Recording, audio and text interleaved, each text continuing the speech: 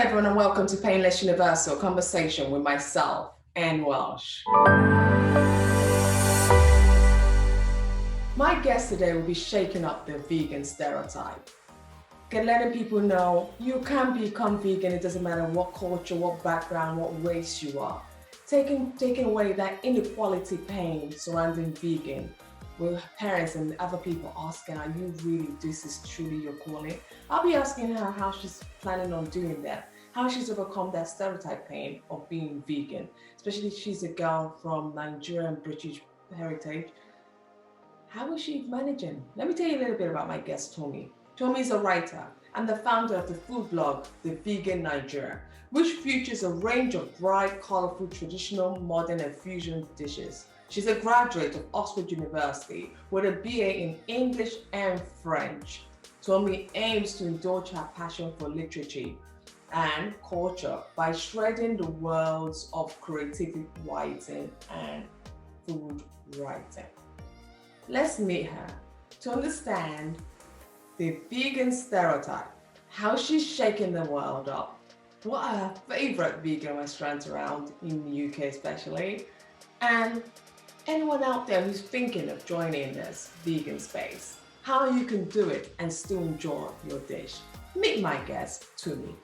Well, hello everyone. Again, welcome to Painless Universal Conversation with myself, Anne Welsh. And for those of you who don't know us, we are a conversation all about interesting topic about people who've overcome different kinds of pain and how they found their joy. Today's conversation is really focused on finding your joy through being a vegan, because there's a lot of stereotyping about, being a vegan, especially depends what culture you're from. My guest today will be just telling us her own journey and how she's found her joy along the way. Tomi, thank you so much for joining us. How are you today? I'm doing really well, thank you. I'm really happy to be here. I'm really excited as well because I was reading some of your dishes and I was like, oh, this is something I truly love, especially your book title as well. Plantain, I think, is one of my favorite food in the world. And when I talk about plantain, people are like, oh gosh, why do you like it so much? It's like, it's just so much you could do with plantain and it's just so enjoyable, you know? But before we get into all of that, where are you joining me from? And can you tell me a little bit about your background? Yes, so I'm joining you from London, where I currently live, but I was actually born and raised in Nigeria. So taking you sort of all the way back to my childhood, I spent my time in Lagos with my family of five, my parents and two siblings. And it was a great time. I mean, for the most part, I grew up in a very creative household. So kind of linking it back to what I do now, I came from a household where we were really encouraged to explore our creativity, as well as our schoolwork. As long as we got that done, we were allowed to sort of explore our hobbies in any way that we wanted to. And one of the things I loved to do as a kid was to write, but also I loved to cook. And from a very, very young age, I picked up that hobby, kind of ran with it. I sort of devoured all the cookbooks that my mum had at home and just used that as a springboard and inspiration, really, to kind of get into this world of creative cooking. So yeah, here I am, 20 something plus years later, and it's what I do for the most part. I run the Vegan Nigerian, where I show people how they can veganize their favorite traditional Nigerian meals, and it's such a joy to do. I know, really amazing. And you said something really interesting there. You're from Nigeria and you have Nigerian parents, even though they're very creative.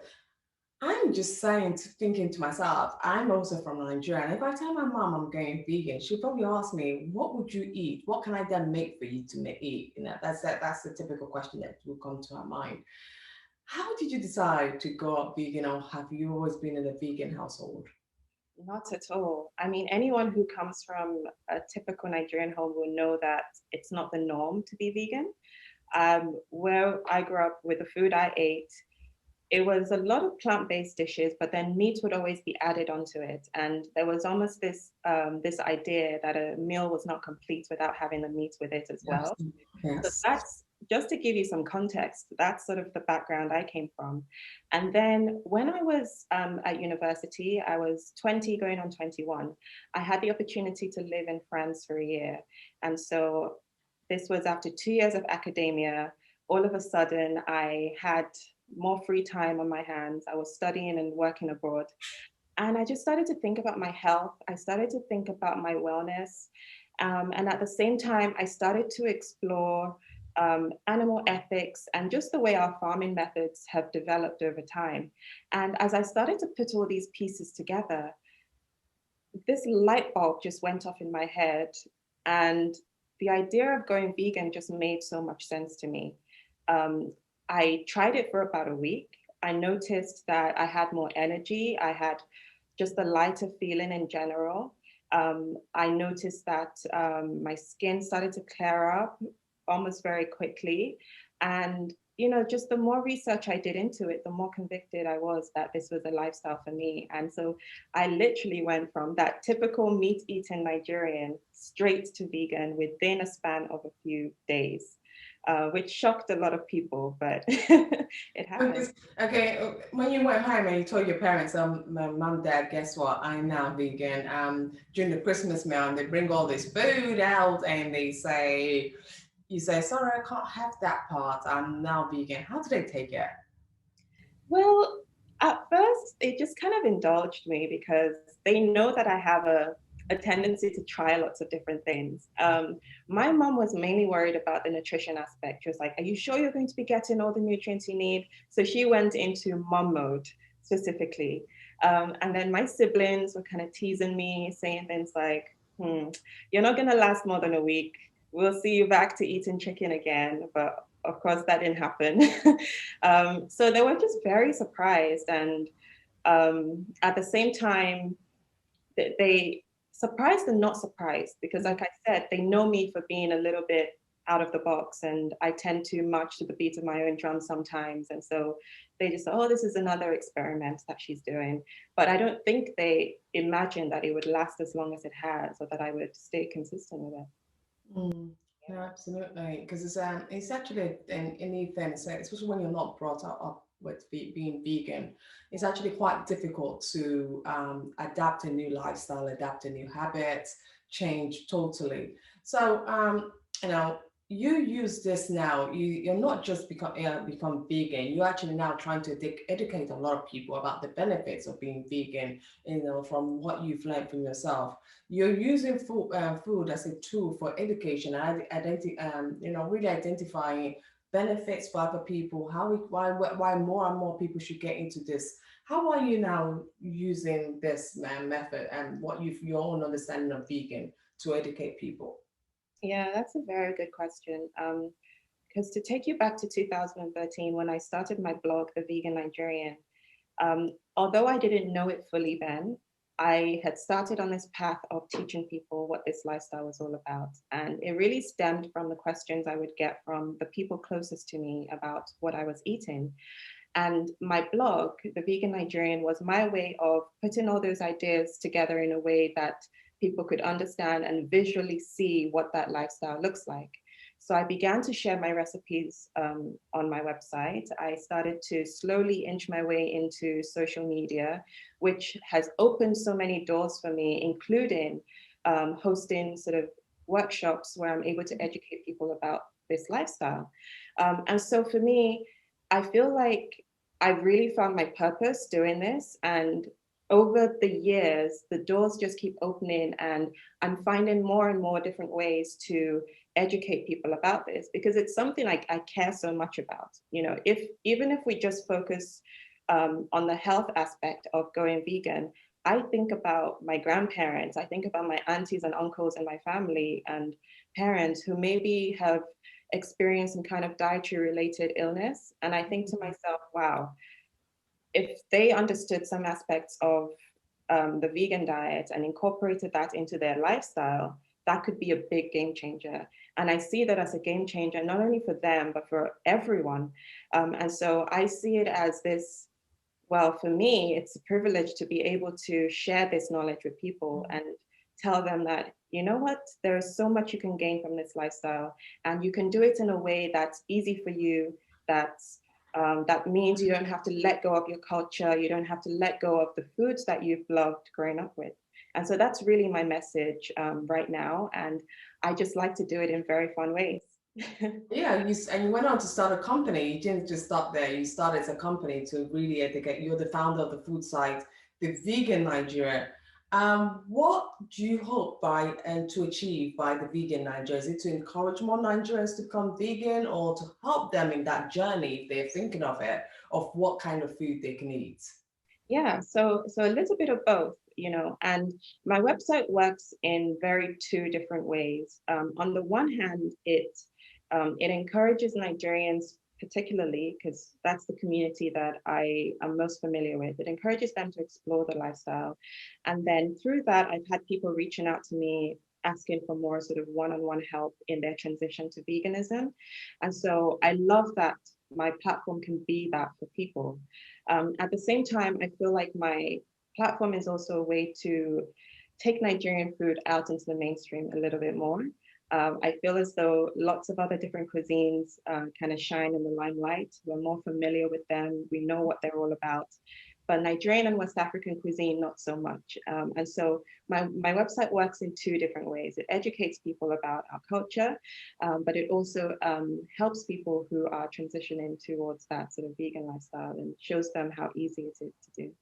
That's really helpful. I'm glad you're doing that because sometimes I would want to do I like to not just I like meat, but sometimes I go off meat for a bit. But the struggle I tend to have is what you then eat if Yeah. you're off meat. And your website is very helpful. You also know for you've written the book Plantain Cookbook, and I was surprised with the title. Why Plantain Cookbook? Well, I only know three things probably. You can boil plantain, you can fry plantain, and you could grill plantain. But I can't think of any other things you could do with plantain. And I thought, whoa, why would she call the book Plantain Cookbook? I'm really keen for you to tell me what the whole idea behind this was. Yeah, so it's exactly that, what you just stated. The fact that when most people think of plantain, they only think of maybe three or four ways that you can actually cook with it. And being a chef and someone who loves to play around with food a lot, I found myself lying down one day, just thinking, what are the different things that I can do with this one versatile ingredient?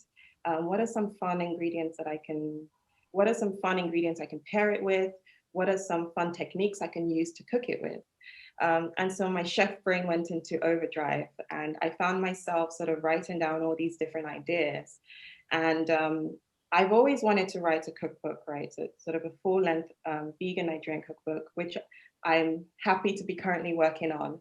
But at that time, I thought to myself, what an amazing way for me to get acquainted with the publishing process while also exploring this fun idea I have, and also providing my audience with just something a little different and out of the box. And so plantain, like you, plantain happens to be one of my all-time favorite ingredients. I mean, I could eat it every single day. And so I began this project of putting the book together, taking all those recipes that I had kind of imagined and collating it, taking photographs, and just creating this really beautiful book that, I'm really, really proud of, and which anyone can pick up. And if you've never cooked with plantain before, it's a great way to introduce yourself to it. And if you have cooked with plantain before, it's just a great way of reimagining what you can do with it. And so that really was the idea behind it. Just so much fun behind. So how many recipes do you have in this book with plantain? I have over 40. Oh wow. Wow. And I can only think of three things I could do with plantain, and there you have another 40 things. I think it's a must read because I would love to know other things creative, that one could actually do with plantain. So that's quite exciting. But you're really on this mission, this plant-based diet. You're really on a mission to really get people to understand the concept of it. You're helping people, guide them through that process. Um, the concept of plant-based for a lot of people is still a very unusual concept. It's still very daunting for especially the Nigerian audience because it's very, the Western world is something they've acquired, they've understood. But for Nigerian audience, there's all this your mom gave her own reason about the nutrition bit about it. How are you changing that concept, that perspective people have about plant-based? How are you now letting people know that it's safe, it's okay, it's healthy, it's good for you, it's filling, it's enjoyable, it's nutritious. How are you helping people understand that it can be done, but and with all these benefits included? Yeah, so I think one of the best ways that you can really exemplify that is by living it yourself and being a living example of it. Because it's one thing to feed people information, but unless they see that sort of transformation, I want to say, it's more difficult to internalize, right? And so my approach really, at least with my family and friends, is just to show them what's possible. So at any given opportunity, I love to cook for them, get them to try things that they've never tried before. And it's the same with my audience online. You know, when I share a new recipe or when I take a classic traditional Nigerian recipe, but then I reimagine it in a vegan way, it allows them to see that you can actually thrive on this lifestyle, and that by balancing certain ingredients, you actually don't miss out on any nutrients at all. It's all about the education. And one of the things I really encourage people, even those who are interested in transitioning into this lifestyle, is that please do your research. Because yes, anyone can go vegan, but if you want to do it well and if you want to do it in a healthy way, then you need to know what foods you need to eat more of. You need to know what you need to incorporate into your diet so that you're not missing out on anything at all. You need to learn about the different vitamins. And of course, like some of this can seem daunting because it's like, oh, I don't know anything about nutrition and where do I even begin? But I'm telling you, it doesn't take long to ease into it. I mean, for me, the first few months of going vegan was really the education period for me. And it was fun. I was learning so much. If you're a person who is open to learning, you'll absolutely love the journey because you're just opening yourself up to a whole new world of what food can do, the benefits it can have on your body and your own personal health. And if you're someone who thinks long term as well, when you think about, you know, your older years and the quality of life that you would like to have, then, you know, this is the time to start looking at your eating habits. This is the time to start thinking about how you can adapt, how you can, you know, slowly move towards a healthier way of eating. And so I just like to really show that in very accessible ways, in ways that don't put people off necessarily, because like you said, it's a very daunting thing. And if you pack people with too much information too soon, they can get quite defensive and say, you know what, I'm not ready for this. And so No. Yeah. I ease people in just by showing them what's possible. Tomi, I'm going to ask you some quick questions about, you know, someone looking for tips. You could just answer them just, you know, briefly. But these are, what dish would you convince a high die and diehard plant person who's never considered plant-based, that they're saying to you, oh, I want to go for this. I want to try it. And I want to try it with a Nigerian dish. What dish should you recommend? Okay. So I think I'm going to I know the one. I don't know if you eat pounded yam and egusi soup. Yes. Yeah, classic, right? Yeah. I mean, almost everyone I know loves that dish. And the thing about the egusi soup is that a lot of times we use like different assorted meats to kind of give it the flavor and give it the texture that it has, right? And so when I make my vegan version, I just replace the meats with things like mushrooms, roasted mushrooms that have been marinated. You can even use aubergine. The key here is that you want to replicate the textures, right? And so you find foods that will give you that same feel without compromising on the taste. And so, of course, you still have the nuttiness from the egusi. You still have like the lovely green leafy veggies. You've got your pounded yam, which is naturally plant-based already. So there you already have a complete meal. It's got everything you need in there. It's got all the protein. It's got all the fiber, the carbohydrates, and you haven't missed anything And really. it's still plant-based. Yeah, if you close your eyes and eat it, you probably wouldn't even know it's plant-based. That's true. What's your go-to breakfast? Oh, I love porridge. Porridge is one of my favorites, especially during wintertime here in the UK. Mm. And I like to get very creative with it as well. I top it with different types of fruits, depending on what's in season. I like to top it with some fruits and dried fruits, also some nuts and seeds for that added protein, omega-3 fatty acids. And so it's one of those versatile breakfasts that you can like really modify to your taste. And what's your favorite plant milk? Because that's something I struggle with. I always have to just use normal milk because I'm so afraid to try other milk. So what's your favorite plant milk? I do love coconut milk. Oh, I do, yes.